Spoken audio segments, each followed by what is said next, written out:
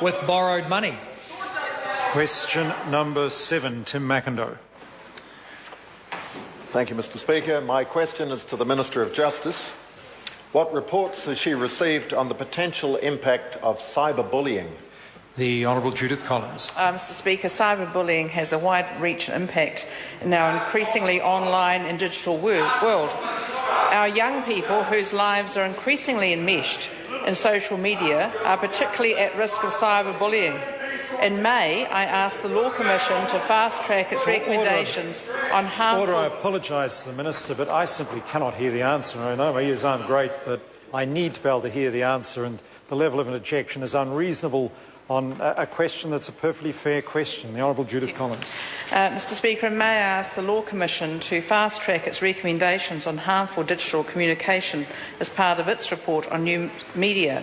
Those recommendations have been released today in the Commission's report on rights, responsibilities and regulations in the digital age. Question. Thank you, Mr. Speaker.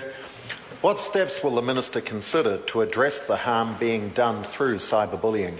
The Honourable Judith Collins. Mr. Speaker, the Law Commission has made a range of recommendations. We will consider all the recommendations.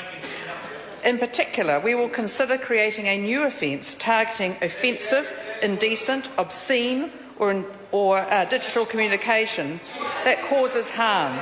We will also consider changing existing laws to make sure provisions apply to digital communications and consider making it an offence to incite a person to commit suicide, whether or not the intended victim attempts suicide. I must say, I would have thought the Labour opposition would have taken this seriously. Andrew Little. Supplementary, Mr. Speaker. Will the cyberbullying laws prevent a minister from trawling through a citizen's personal details and making them public to score political points? The Honourable Judith Collins. Well, of course, there haven't been changes made yet, and we're looking at the recommendations, but I would have thought that that member would want to be involved in serious discussion on this, not silly comments like that. Tim Macindoe. Thank you, Mr. Speaker. Order.